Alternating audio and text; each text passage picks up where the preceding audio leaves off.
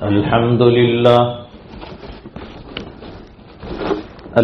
لله الذي هدانا لهذا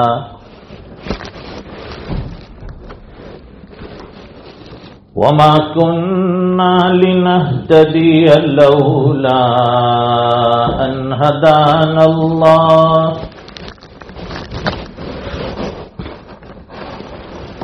لقد جاءت رسل ربنا بالحق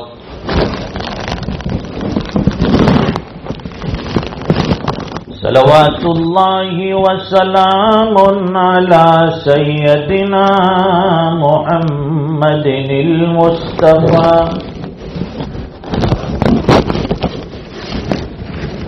وعلى آله وصحبه أجمعين.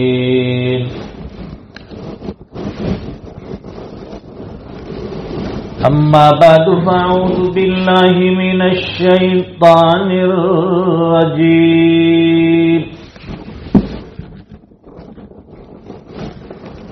بسم الله الرحمن الرحيم.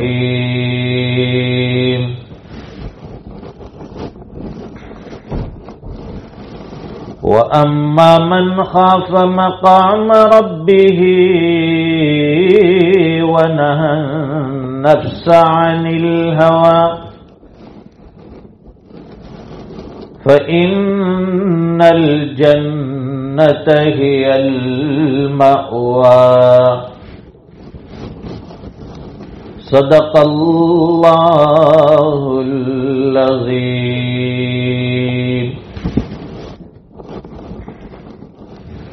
وقال النبي صلى الله عليه وسلم: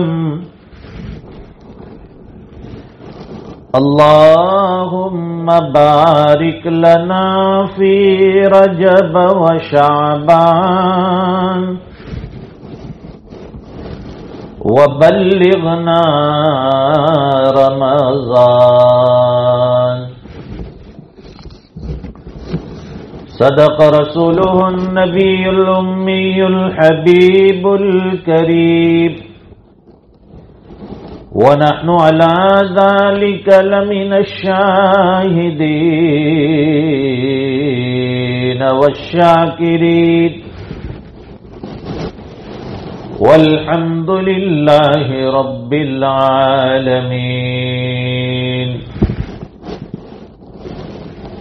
اللهم صل على سيدنا ومولانا محمد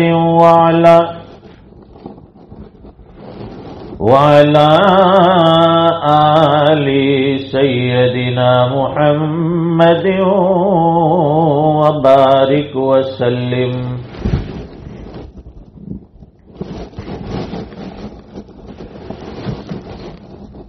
پیاری اسلامی مائیں اور بہنیں، اللہ رب العزت کا بے انتہا کرم ہوا کہ اس کریم آقا نے ہم پر کرم فرمایا، پھر ایک مرتبہ رمضان جیسا بابرکت مہینہ اور اس مہینے کی رحمتیں، برکتیں، فیوز اور برکات سے مالا مال فرمایا۔ رب کریم کا جتنا بھی شکر ادا کیا جائے اس پر کم ہے۔ کہاں ہمارے اعمال اور کہاں اللہ کی عطائیں، بخششیں، نوازشیں۔ ایک طرف ہم اپنے گناہوں کو دیکھتے ہیں، بدعمالیوں کو دیکھتے ہیں، اور دوسری طرف اللہ کی نوازشیں اور بخششیں دیکھتے ہیں۔ بے شمار نعمتوں میں گھرے ہوئے ہیں، آئے دن اللہ تعالی کی طرف سے لطف و کرم ہوتا ہے،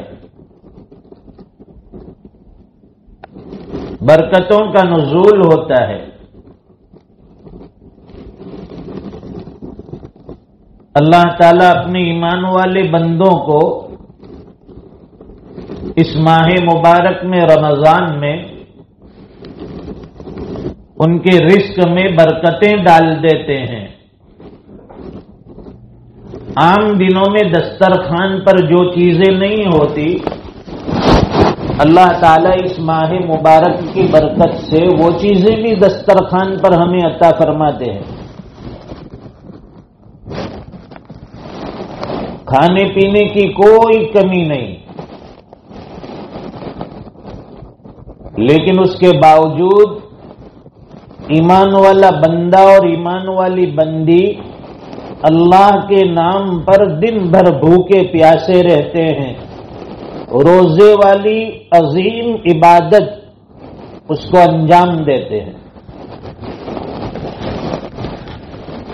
اصل میں انسان کے جذبات میں، اس کے دل میں جب شریعت کی عظمت ہوتی ہے، دین کی قدردانی ہوتی ہے، پھر اس کے لیے گناہوں کو چھوڑنا آسان ہوتا ہے اور نیکیوں پر چلنا آسان ہوتا ہے۔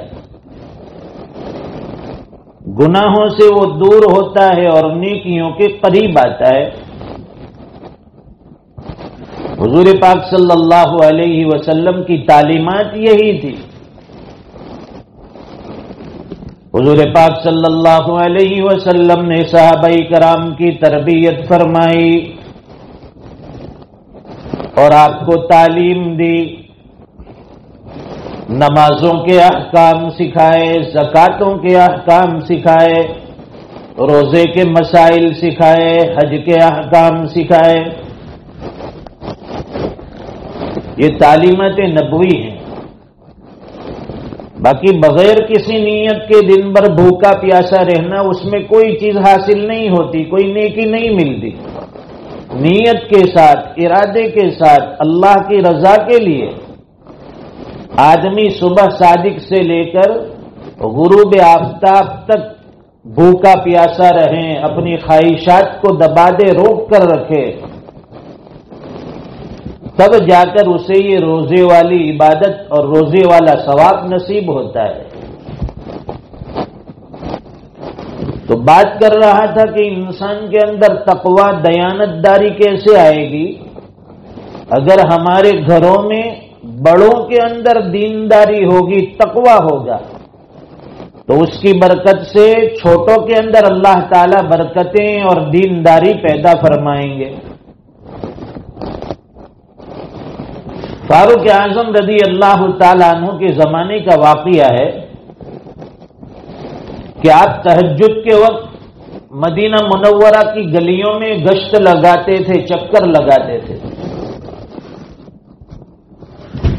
ایک مرتبہ تہجد کے وقت حضرت عمر فاروق رضی اللہ تعالیٰ عنہ مدینہ کی گلیوں میں گشت کر رہے تھے، اور مقصد یہ تھا کہ میرے ماتحت جو قوم ہے، اللہ نے جو مخلوق مجھے عطا فرمائی ہے، کہیں کوئی پریشان تو نہیں، کہیں کسی کو کوئی تکلیف تو نہیں، کوئی دکھی تو نہیں، تاکہ کل قیامت کے دن مجھے اس کا حساب نہ دینا پڑے۔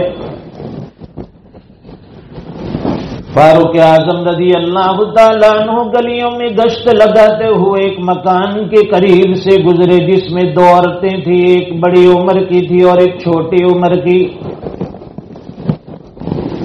دونوں عورتیں آپس میں گفتگو کر رہی تھی۔ بڑی عورت اپنی چھوٹی اور اس لڑکی سے کہہ رہی تھی کہ بکریوں نے دودھ دیا یا نہیں دیا؟ وہ لڑکی کہنے لگی کہ تھوڑا دیا ہے۔ ماں کہنے لگی کہ مانگنے والے تو پورا مانگیں گے، اس لیے ایسا کرو کہ دودھ میں پانی ملا دو۔ دودھ میں پانی ملا دیا جائے تاکہ وہ زیادہ ہو جائے، دینے والوں کو پورا دے سکے۔ بظاہر یہ بے ایمانی تھی کہ پانی میں دودھ ملانا، مکس کرنا، اس میں کوالٹی، اس میں فرق آ جاتا ہے، دودھ پتلا ہو جاتا ہے۔ ماں کہتی ہے کہ بیٹی پانی ڈال دے، بیٹی کہتی ہے کہ نہیں، امیر المؤمنین کا حکم ہے کہ کوئی بھی دودھ میں پانی نہ ملائے۔ ماں کہنے لگی کہ بیٹا رات کے اس اندھیرے میں امیر المؤمنین کہاں ہیں؟ وہ تو اپنے گھر میں آرام کر رہے ہوں گے، اس لیے پانی ملا دیا جائے۔ وہ بیٹی کہنے لگی کہ ماں امیر المؤمنین نہیں دیکھتے، لیکن امیر المؤمنین کا پروردگار تو دیکھتا ہے، اللہ سب کچھ دیکھتے ہیں۔ فاروق اعظم رضی اللہ تعالیٰ عنہ ماں بیٹی کی یہ گفتگو سن کر وہاں سے چلے گئے۔ دوسرے دن جب دربار لگا، ان دونوں کو بلایا اور حضرت عمر فاروق رضی اللہ تعالیٰ عنہ نے فرمایا کہ یہ بیٹی کون ہے؟ ماں کہنے لگی کہ یہ میری بیٹی ہے، جوان ہے۔ پوچھا کہ شادی ہوئی ہے؟ نہیں ہوئی۔ حضرت عمر رضی اللہ تعالیٰ عنہ نے فرمایا کہ میرا بیٹا بھی جوان ہے، اس کے ساتھ اس کا نکاح کر دیا جائے۔ جس لڑکی میں اتنی ایمانداری ہو، امانت داری ہو، دیانت داری ہو، تقوی ہو، خوف خدا ہو، وہ میرے گھر کی بہو بننی چاہیے۔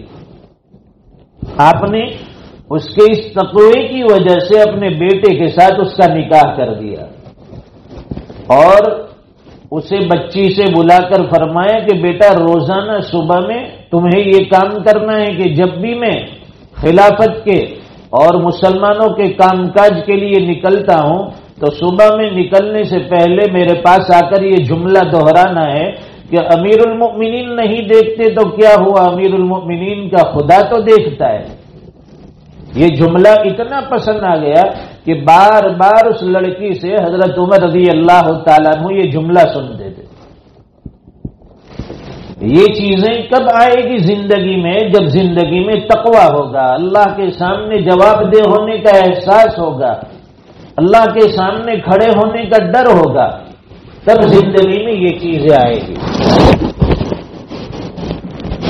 ورنہ آج کل حالات یہ ہیں دوستو کہ آدمی دنیا کمانے کے لیے، دنیا جمع کرنے کے لیے حلال حرام کی تمیز نہیں رکھتا۔ چاہے حلال ملے چاہے حرام ملے، جو بھی ملے بس ہمارے مال میں اضافہ ہو، ہمارے بیلنس میں اضافہ ہو جائے، ہماری پراپرٹی بڑھ جائے۔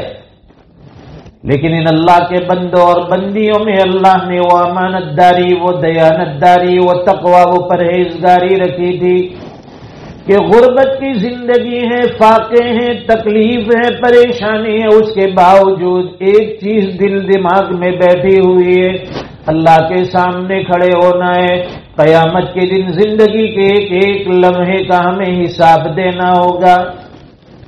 یہ ڈر ان کو ستاتا تھا، یہ ڈر انہیں گناہ نہیں کرنے دیتا تھا۔ اللہ کرے کہ وہ ڈر ہمیں بھی نصیب ہو جائے۔ آج اللہ کی بے شمار نعمتیں استعمال ہو رہی ہے لیکن شکر گزاری نہیں کرتے، نعمتوں پہ نعمتیں استعمال کرتے ہیں، کبھی دل دماغ میں احساس نہیں، تصورات نہیں، اللہ کی نعمتیں سمجھ کر کھا پی رہے ہیں لیکن کبھی کوئی شکر کے کلمات زبان سے نہیں نکلے، دل میں کوئی احساس نہیں ہے۔ اللہ کی ایک نیک بندی رابعہ بصریہ رحمت اللہ علیہا، جو اللہ کی نیک بندی، ان کے دل میں خوف خدا کیسا تھا، وہ رات دن مصلی پر بیٹھی رہتی تھی، نمازوں میں لگی رہتی تھی۔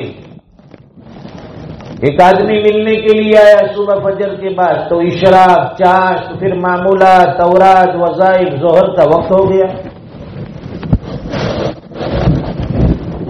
پھر ظہر کے بعد سوچا کہ اب ملاقات ہوگی تو تلاوت قرآن شروع کر دی، نفلیں پڑھنا شروع کر دیا، عصر کا وقت ہو گیا۔ سوچا کہ عصر کے بعد مل لوں گا، عصر کے بعد پھر معمولات، تسبیحات، اذکار وغیرہ میں مشغول ہو گئی۔ سوچا مغرب کے بعد، تو مغرب کے بعد پھر تلاوت قرآن، اوابین، نوافل وغیرہ میں مشغول۔ پھر سوچا عشاء کے بعد ملاقات ہوگی، عشاء کے بعد پھر لمبی رکعتیں، نمازیں، تہجد وغیرہ، یہاں تک کہ صبح صادق ہو گئی۔ صبح صادق فجر کی نماز کے بعد پھر چند منٹوں کے لیے مصلی پر آنکھ لگ گئی، فوراً اٹھ کر بیدار ہوئی، کہنے لگی کہ اللہ، اے اللہ میں ایسی آنکھوں سے تیری پناہ مانگتی ہوں جو نیند سے تھکتی ہی نہ ہو۔ تھوڑی دیر آرام کیا، رات بھر کی عبادت، پھر بھی یہ دعا مانگ رہی کہ اللہ ایسی آنکھوں سے پناہ مانگتی ہوں جو نیند سے تھکتی نہ ہو۔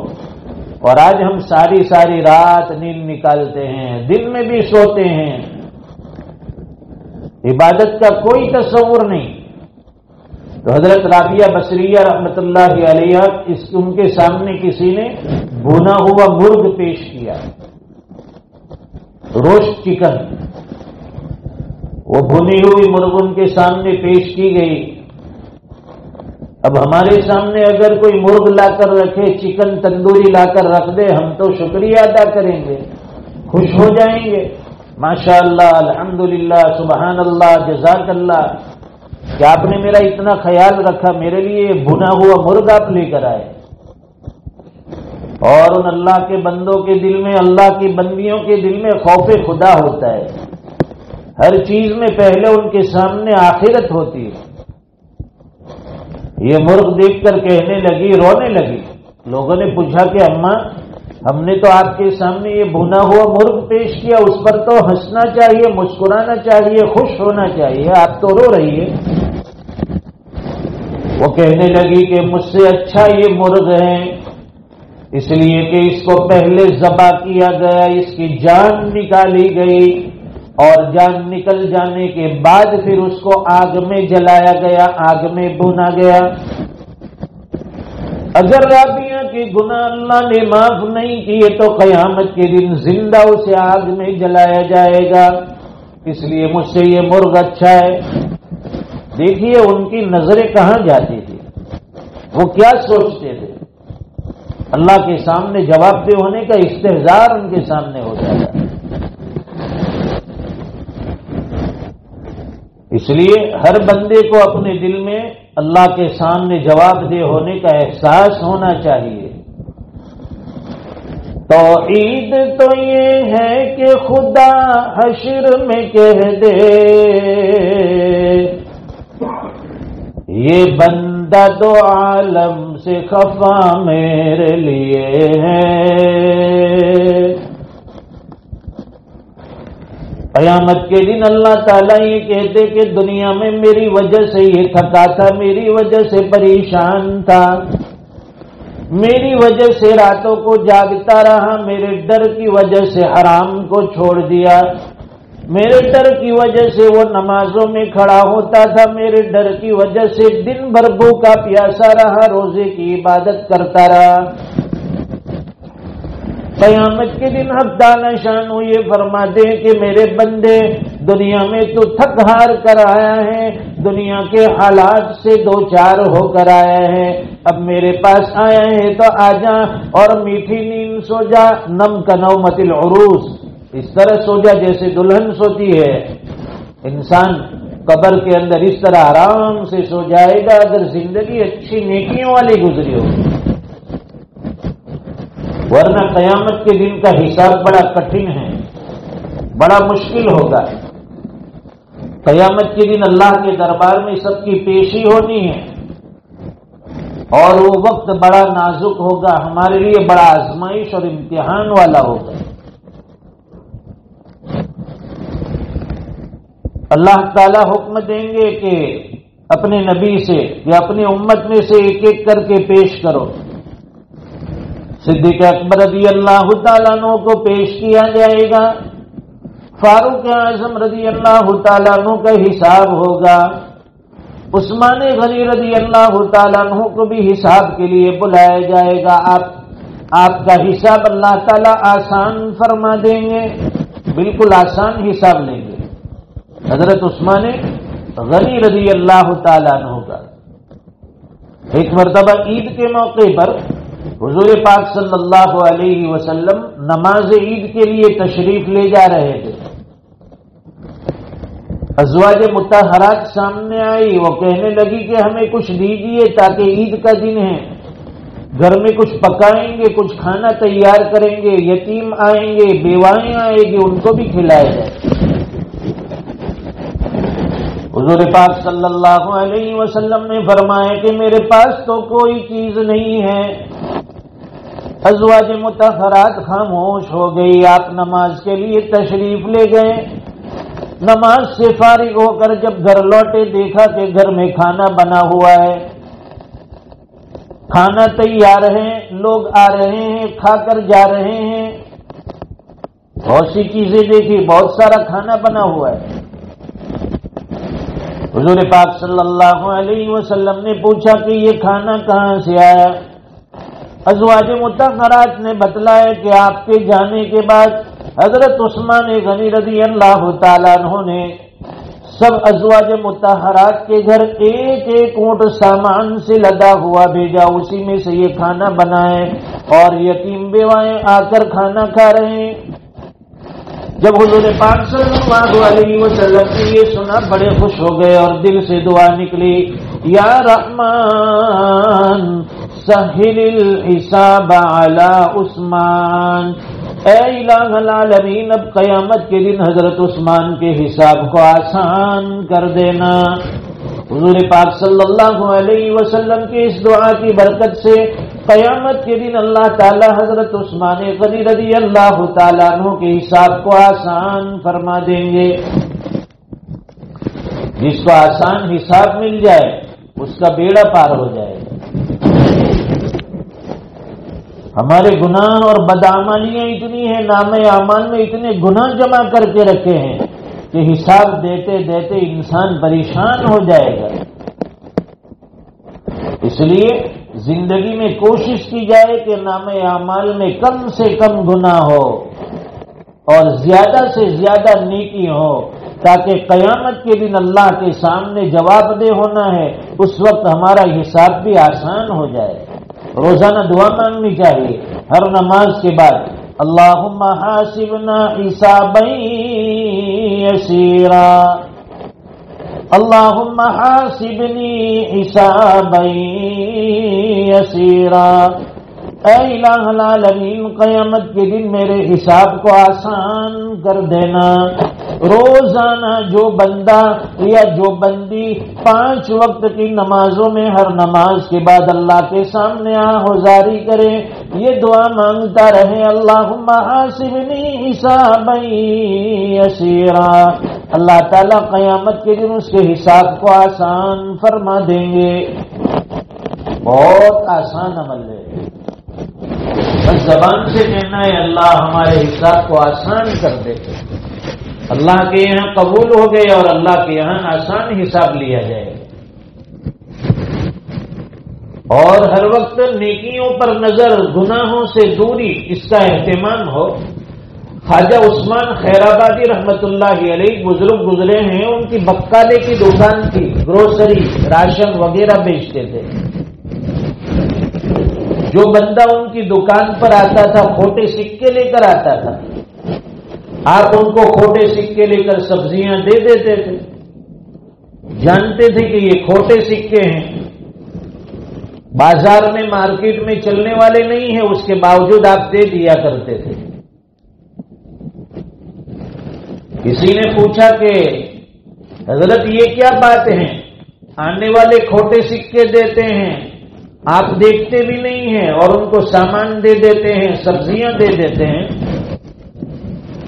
تو فرمایا کہ مجھے معلوم ہے کہ یہ سکے کھوٹے ہیں، اس کے باوجود میں لے لیتا ہوں، چلا لیتا ہوں، ان کی ضرورت کا سامان دے دیتا ہوں، اس لیے کہ قیامت کے دن جب اللہ کے سامنے پیشی ہوگی، اللہ کے سامنے کھڑا کیا جاؤں گا، اس وقت رب کریم پوچھیں گے کہ عثمان دنیا سے کیا لایا ہے، تیرے اعمال بتا۔ اس وقت میں یہ کہہ سکوں گا، اے باری تعالیٰ، اے پروردگار عالم، میں دنیا میں تیرے بندوں کے کھوٹے سکے چلا لیا کرتا تھا، آج تو بھی عثمان کے کھوٹے اعمال چلا لے۔ اس وقت اللہ کی ذات سے امید ہوگی کہ اللہ تعالیٰ اس کی برکت سے میرے اعمال کو قبول کر لے گا۔ یہ انسان کے دل میں خوف ہوتا ہے. حضرت جنید بغدادی حضرت خواجہ عبد القادر شیخ عبد القادر جیلانی رحمۃ اللہ علیہ فرماتے ہیں کہ قیامت کے دن اللہ تعالی حضرت عیسیٰ علیہ السلام کو پوچھیں گے کہ کیا تم نے لوگوں سے یہ کہا تھا کہ مجھے اور میری ماں کو اللہ کے علاوہ معبود بنا لینا؟ أَأَنْتَ قُلْتَ لِلنَّاسِ اتَّخِذُونِي وَأُمِّيَ إِلَٰهَيْنِ مِن دُونِ اللَّهِ، کیا تم نے لوگوں سے یہ کہا تھا کہ مجھے اور میری ماں کو بھی معبود بنا لینا؟ حضرت عیسیٰ علیہ السلام فرماتے ہیں کہ اللہ آپ تو دانا بینا ہے، جاننے والے ہیں، میرے نفس کی ہر چیز کو جانتے ہیں، میں نے ایسی کوئی بات نہیں کہی، میں ان ساری چیزوں سے دور ہوں، آپ کی ذات تو پاک ہے، اس لائق نہیں کہ میں ایسی بات کہوں. قیامت کے دن کا ڈر اور قیامت کے دن کی اللہ کے سامنے کھڑے ہونے کی جو ہمارے دل میں خوف ہونا چاہیے، جو ڈر پیدا ہونا چاہیے، وہ انسان کو دنیا ہی سے حاصل کرنا ہے. یہاں جتنی بھی احتیاط والی، جتنی بھی محتاج زندگی گزاری جائے گی، اللہ کے سامنے جواب دہ ہونا آسان ہوگا. میری زندگی کا مقصد تیرے دین کی سرفرازی، میں اسی لیے مسلمان، میں اسی لیے نمازی، سارا جہاں ناراض ہو پروان چاہیے، اور مد نظر تو مرضی جانا نہ چاہیے. بس اس نظر سے دیکھ کے تو کر یہ فیصلہ، اور کیا کیا تو کرنا چاہیے، کیا کیا نہ چاہیے. دنیا کے ہر انسان ہم سے ناراض ہو جائے، روٹھ جائے، ہمیں کوئی پرواہ نہیں، ہمارا پروردگار ہم سے راضی ہونا چاہیے. ہمیں دوسروں کے ناراض ہونے کی بڑی فکریں ہیں، دوسروں کے روٹھ جانے کی بڑی پرواہ ہے، لیکن پروردگار ناراض ہو جائے کوئی پرواہ نہیں. کسی کا آستانہ اونچا ہے اتنا کہ سر جھک کر بھی اونچا ہی رہے گا،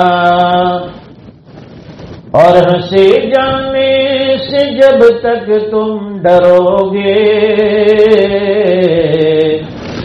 زمانہ تم پہ ہنستا ہی رہے گا. لوگوں کے ہم پر ہنسنے کی ہمیں فکر ہے، لوگوں کے ناراض ہونے کی بڑی فکر ہے، لیکن ہمارا پروردگار ناراض ہو جائے اس کی کوئی فکر نہیں. گھر میں شادی کا موقع ہو، سب کو خوش کرنے کی فکر کی جاتی ہے، لیکن اللہ راضی ہو جائے اس کی کوئی پرواہ نہیں. خوشی یا غم کا موقع ہو، جو بھی ہو، شریعت کا ہمیں کیا حکم ہے، شریعت کی کیا تعلیم ہے، اس کے مطابق ہمیں عمل کرنا ہے. دنیا والے چاہے کچھ بھی کر لے، دنیا والے کچھ بھی کہہ دے، چاہے لعنت ملامت کرے، ہمیں کوسے برا بلا کہے، ہمیں کوئی پرواہ نہیں، اس لیے کہ ہم تو اللہ اور اس کے رسول کے حکم کے تابع دار ہیں، شریعت کے پابند ہیں، احکام خداوندی پر چلنے والے ہیں.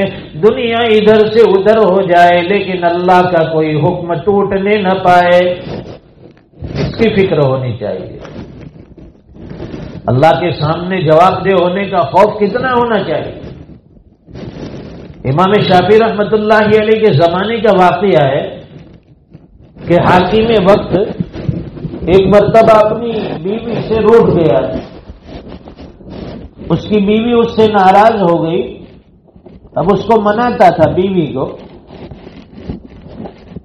یہ بیوی جو ہے روٹتی بھی بہت جلدی ہے اور مان بھی جلدی جاتی ہے. یہ اللہ کی ایسی مخلوق ہیں کہ آپ اس کو پیار محبت کے دو الفاظ کہیں تو بڑی جلدی مان جاتی ہے، صلح کر لیتی ہے، اور بات بات میں ناراض بھی ہو جاتی ہے، چھوٹی چھوٹی باتوں میں وہ ناراض بھی ہو جاتی ہے، اسے سنبھالنا ہے۔ تو حاکم وقت کی بیوی بھی روٹ گئی، وہ مناتے تھے مانتی نہیں تھی، غصہ کچھ زیادہ تھا۔ اب وہ بار بار منانے لگا تو بیوی زیادہ غصے ہو گئی اور اس کی زبان سے یہ جملہ نکل گیا کہ دور ہٹ جا یہاں سے جہنمی۔ اب جب حاکم وقت کو، بادشاہ کو اگر کوئی جہنمی کہہ دے تو اس کا بھی دماغ تھوڑا چڑھ گیا، اور اس نے بھی غصے میں آ کر کہا کہ اگر میں جہنمی تو تجھے 3 طلاق۔ اب یہ مسئلہ کھڑا ہو گیا، غصہ ٹھنڈا ہوا، دونوں کی عقل ٹھکانے آئی۔ بادشاہ سوچنے لگا کہ اتنی خوبصورت اور اتنی پیاری بیوی مجھے دوسری کہیں نہیں ملے گی، اس سے زیادہ خوبصورت لڑکی اور کوئی نہیں ہے، اس کو کیسے میں اپنے پاس سے جانے دوں۔ اس طرف بیوی کا غصہ ٹھنڈا ہوا، وہ بھی سوچنے لگی کہ میری جو عزت ہیں یہ بادشاہ کی وجہ سے ہیں، اگر میں بادشاہ کے پاس سے چلی جاؤں گی تو میری عزت ختم ہو جائے گی۔ خیر، اب یہ دونوں پچھتا رہے ہیں، آدمی غصے میں کچھ کہہ دیتا ہے، بول دیتا ہے، بعد میں پچھتاوا ہوتا ہے۔ اس لیے دیکھیے علماء نے لکھا ہے کہ گھر میں جب میاں بیوی میں جھگڑے ہو تو دونوں میں سے ایک کو خاموش ہو جانا چاہیے یا اپنی جگہ کو چھوڑ دینا چاہیے، ایک کمرے میں سے دوسرے کمرے میں چلے جائے، یا بیوی وہاں بھی پیچھے پیچھے آ جائے تو گھر سے باہر نکل جائے۔ تھوڑی دیر میں غصہ ٹھنڈا ہو جائے گا، دونوں جب آمنے سامنے ہوں گے دونوں کا غصہ اور دونوں کا تیش چڑھا ہوا ہوگا، زبان سے نہ جانے کیسے کیسی باتیں اور الفاظ نکلیں گے، اور نتیجہ یہ ہوگا کہ کبھی زبان سے طلاق جیسے الفاظ نکل جاتے ہیں، زندگی بھر کا رشتہ تھوڑی دیر کے اندر ختم ہو جاتا ہے۔ جتنی بھی طلاقیں ہوتی ہیں، ڈیورس ہوتے ہیں، اس میں سب سے بڑا دخل جو ہے عورتوں کی زبان کا ہے۔ مرد کے ہاتھ چلتے ہیں، عورتوں کی زبان چلتی ہے، اس لیے مرد کو اپنے ہاتھ روکنے چاہیے، عورتوں کو اپنی زبان پر کنٹرول کرنا چاہیے۔ وہ بولتی ہی جاتی ہے، وہ کہتا ہے خاموش ہو جا، خاموش ہو جانا چاہیے، گھر کا مسئلہ ہے کبھی بھی حل ہو سکتا ہے، لیکن نہیں، وہ خاموش رہے گی، سمجھے گی کہ میں بازی ہار جاؤں گی، میں چھوٹی بن جاؤں گی، میرا مرتبہ کم ہو جائے گا، وہ زبان چلاتی رہتی ہے کینچی کی طرح، اور غصے میں آ کر شوہر پھر اسے طلاق دے دیتا ہے، پھر دونوں بعد میں پچھتاتے ہیں۔ یہاں بھی ایسا ہی ہوا، عورت نے کہا کہ تو جہنمی، بادشاہ نے کہا کہ اگر میں جہنمی تو تجھے بھی 3 طلاق۔ اب یہ طلاق ہوئی یا نہیں؟ مشروط طلاق تھی۔ علماء سے پوچھا گیا، سب نے کہا کہ ہمارے پاس تو اس کا جواب نہیں ہے کہ بادشاہ جنتی ہے یا جہنمی ہے، ہمیں اس کا کیسے علم ہوگا، ہم کیسے جان سکتے ہیں؟ یہ تو اللہ کے اختیار میں ہے، اللہ کے علم میں ہے کہ یہ جنتی ہے یا جہنمی۔ یہ معاملہ پہنچتے پہنچتے حضرت امام شافعی رحمۃ اللہ علیہ کے کان تک یہ بات پہنچی کہ حاکم وقت کے ساتھ یہ واقعہ پیش آیا ہے۔ تو امام شافعی رحمۃ اللہ علیہ نے فرمایا کہ میرے پاس اس کا جواب ہے۔ حضرت نے پوچھا کہ حاکم وقت کو میرے پاس بھیجا جائے اور مجھے تنہائی میں ان سے کچھ باتیں کرنی ہیں۔ انتظام کیا گیا، امام شافعی رحمۃ اللہ علیہ نے حاکم وقت سے پوچھا کہ آپ کی زندگی میں کبھی ایسا کوئی موقع آیا، کوئی ایسا وقت آیا کہ اس وقت آپ گناہ کرنے پر قادر تھے، گناہ کر سکتے تھے، کوئی روکنے والا نہیں تھا، اس کے باوجود آپ نے وہ گناہ چھوڑ دیا ہو؟ تو سوچ کر حاکم وقت نے بتلایا کہ ہاں ایک موقع ایسا آیا تھا، ایک مرتبہ میں اپنے محل میں وقت سے پہلے اپنی آرام گاہ میں اپنے کمرے میں داخل ہو گیا، بیڈ روم میں چلا گیا، محل میں کام کرنے والی خادمہ میں سے ایک خادمہ جو میرا بستر سنوار رہی تھی، کمرے کو صاف کر رہی تھی، ٹھیک کر رہی تھی، جب میں اندر داخل ہوا میری نظر اس پر پڑی تو وہ مجھے بڑی خوبصورت لگی۔ میں نے اندر سے دروازے کو بند کر لیا اور اس کے قریب جانے لگا۔ وہ لڑکی میری نیت کو سمجھ گئی۔ جیسے ہی میں قریب گیا وہ کہنے لگی، یا مالک اتق اللہ، یا مالک اتق اللہ، کہ بادشاہ اللہ سے ڈریے، یہ گناہ کا کام ہے، اللہ سے ڈریے۔ حاکم وقت کہنے لگا کہ اس کے یہ الفاظ سن کر میرے رونگٹے کھڑے ہو گئے اور میں فوراً وہاں سے ہٹ گیا، دروازہ کھول دیا، وہ وہاں سے نکل کر چلی گئی۔ اگر میں اس وقت چاہتا تو اس کے ساتھ اپنی ضرورت پوری کر سکتا تھا، اگر میں چاہتا تو اس کے ساتھ یہ گناہ کر سکتا تھا، میں تو بادشاہ تھا، مجھے کوئی روکنے والا بھی نہیں تھا، لیکن صرف اللہ کے خوف نے، اللہ کے ڈر نے مجھے اس گناہ سے بچا لیا تھا۔ حضرت امام شافعی رحمۃ اللہ علیہ فرماتے ہیں کہ میں فتویٰ دیتا ہوں، لکھ کر دیتا ہوں کہ آپ کی بیوی کو طلاق نہیں ہوئی۔ کیوں؟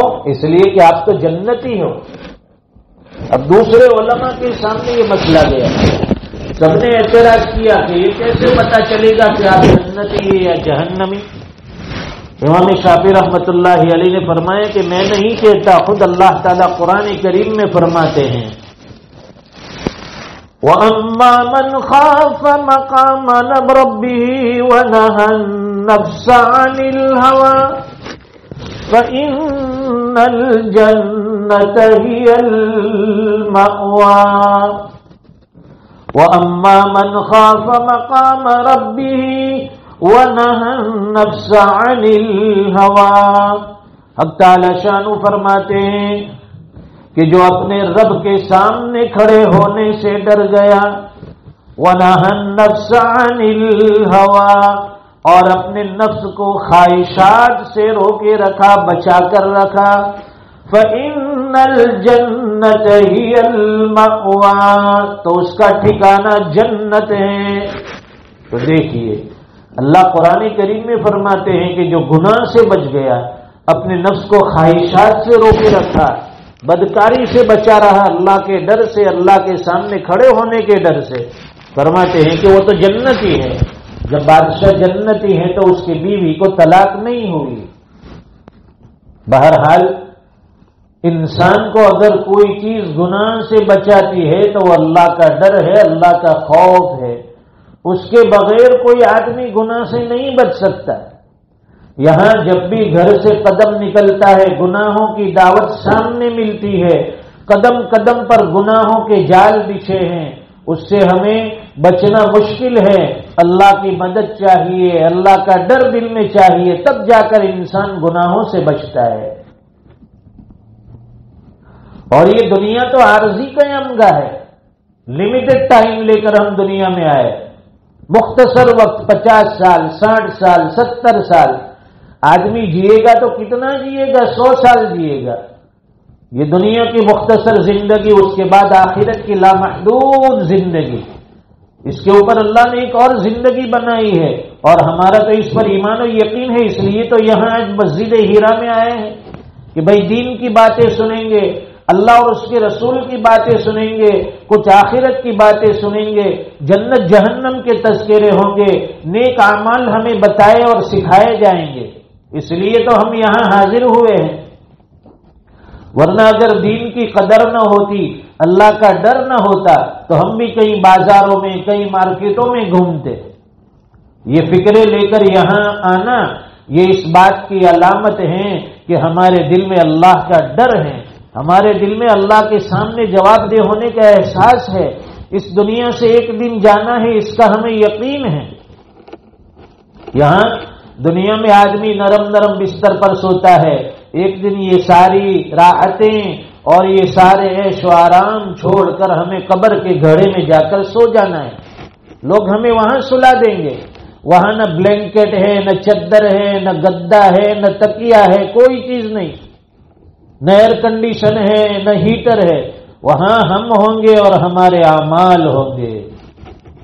اس لیے اللہ والے مراقبے کے اندر اکثر یہ اشعار پڑھا کرتے ہیں، فرش مخمل پہ سونے والو جا کے مٹی میں سونا پڑے گا، اور اپنے اعمال کا جائزہ لو ورنہ محشر میں رونا پڑے گا۔ انسان دنیا کے عیش و آرام کو، یہاں کی راحتوں کو چھوڑ کر قبر میں جا کر سو جائے گا۔ وہاں کیڑے مکوڑے ہوں گے، سانپ بچھو ہوں گے، ہم ہوں گے، ہمارے اعمال ہوں گے۔ یہ نرم نرم گدے اور بستر کی عادت چھوڑ دو، اللہ کے سامنے نمازوں میں کھڑے ہو جاؤ۔ یہ دنیا ختم ہونے والی ہے، یہ عیش و آرام ختم ہونے والا ہے۔ فرش مخمل پہ سونے والو جا کے مٹی میں سونا پڑے گا، اور اپنے اعمال کا جائزہ لو ورنہ محشر میں رونا پڑے گا۔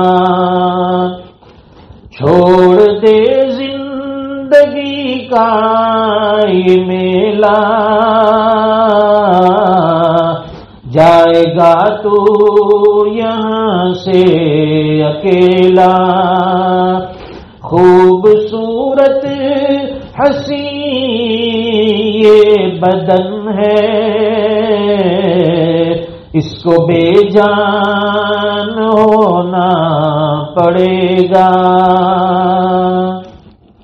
انسان کا جسم کتنا بھی خوبصورت ہو، لیکن جب روح نکل جاتی ہے تو کوئی پاس آنے کے لیے تیار نہیں، کوئی قریب آنے کے لیے تیار نہیں، ہاتھ لگانے کے لیے تیار نہیں۔ اب اس کے اندر سے روح نکل گئی، اب یہ بے جان لاش ہے، اسے جا کر قبر میں سلا دیا جائے۔ خوبصورت حسین یہ بدن ہے، اس کو بے جان ہونا پڑے گا۔ چار یاروں کے کاندھے پہ جس دن تیری بارات نکلے گی گھر سے، اور پہن کے کفن کا ایک جوڑا جب جنازے میں سونا پڑے گا۔ سارے لباس اتار دیے جائیں گے، کفن کا جوڑا ہمیں پہنا دیا جائے گا۔ خاک سے یہ بنا جسم تیرا، خاک ہی میں یہ مل جائے گا۔ ایک روز یہاں پہ تو آیا، ایک روز تو جانا پڑے گا۔ فرش مخمل پہ سونے والو جا کے مٹی میں سونا پڑے گا، اور اپنے اعمال کا جائزہ لو ورنہ محشر میں رونا پڑے گا۔ اللہ تعالیٰ کہی سنی باتوں پر عمل کی توفیق عطا فرمائے، خوف خدا نصیب فرمائے، اللہ کا ڈر پیدا فرمائے، قیامت کے دن اللہ کے سامنے کھڑے ہونے کا، جواب دہ ہونے کا احساس نصیب فرمائے۔ یہ رمضان کے بابرکت مہینے کی اللہ تعالیٰ قدردانی دے، نیکیوں کا عشق عطا فرمائے، اللہ پاک گناہوں سے ہماری حفاظت فرمائے، ہماری نگاہوں کی حفاظت فرمائے، عفت و عصمت اور پاک دامنی والی زندگی اللہ تعالی ہمیں نصیب فرمائے۔ وآخر دعوانا الحمدللہ رب العالمین۔ درود شریف پڑھے اور دعا فرمائے۔ اللهم صل على محمد كلما ذكره الذاكرون وصل على محمد كلما غفل عن ذكره الغافلون۔ لا إله إلا أنت سبحانك إنا كنا من الظالمين۔ ربنا آتنا في الدنيا حسنة وفي الآخرة حسنة وقنا عذاب النار۔ ربنا هب لنا من أزواجنا وذرياتنا قرة أعين وجعلنا للمتقين إماما۔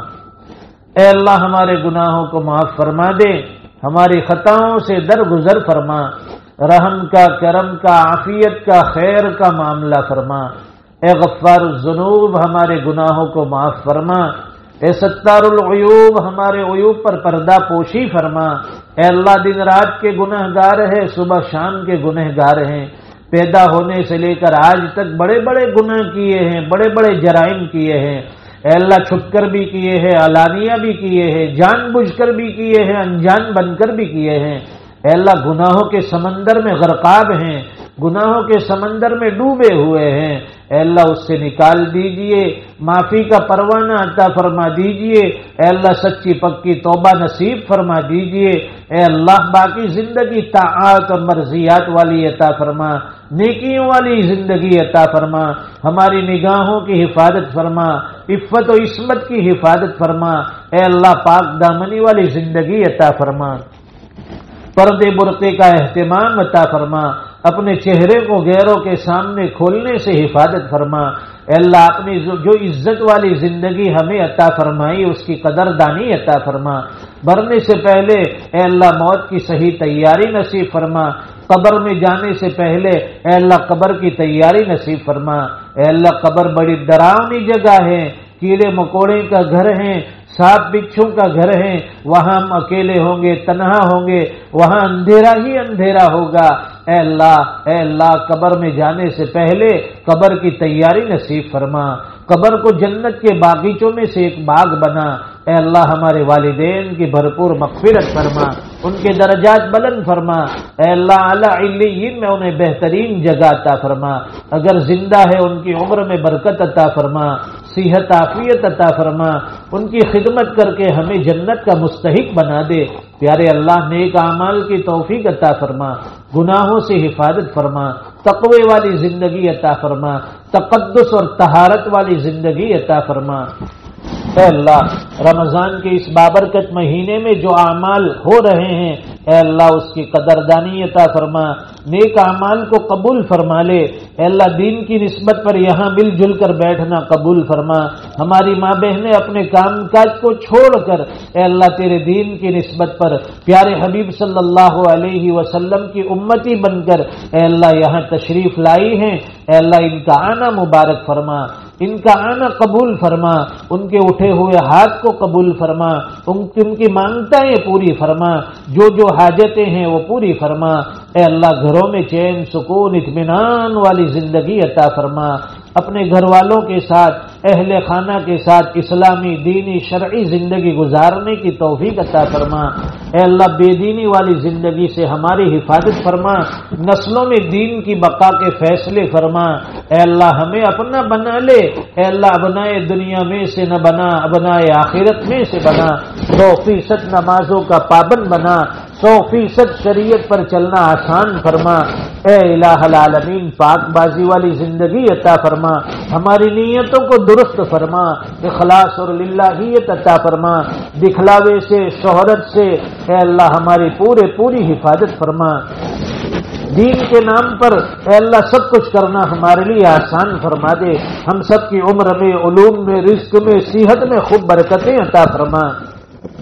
اے اللہ بہت سے لوگ اپنے اپنے مسائل کے اعتبار سے پریشان ہیں، اپنے اپنے حالات کے اعتبار سے پریشان ہیں، کوئی گھر کے حالات سے پریشان، کوئی کاروبار کے حالات سے پریشان، کوئی اولاد کی وجہ سے پریشان، اے اللہ کوئی خاندان فیملی کی وجہ سے پریشان ہے۔ سب کی پریشانیوں کو دور فرما دیجئے، پورے عالم کے مسلمانوں کی جان مال عزت آبرو ایمان و یقین کی حفاظت فرما۔ اے اللہ پریشان حالوں کی پریشانیاں دور فرما، حاجت مندوں کی ضرورتیں پوری فرما، بیماروں کو شفا عطا فرما، قرضوں کے بوجھ میں ڈوبے ہوئے ہیں اس سے نکلنے کی آسان سبیل و شکلیں پیدا فرما، دنیا سے ایمان پر جانے والوں کو جنت الفردوس عطا فرما۔ اے اللہ جو مانگا وہ بھی عطا فرما، نہ مانگ سکے بغیر مانگے اس سے بہتر و بڑھ کر عطا فرما۔ دعائیں اپنے فضل و کرم حبیب پاک صلی اللہ علیہ وسلم کے صدقے تو فعل قبول منظور فرما۔ ربنا تقبل منا انك انت السميع العليم وتب علينا انك انت التواب الرحيم وصلى الله على النبي الكريم آمين برحمتك يا ارحم الراحمين۔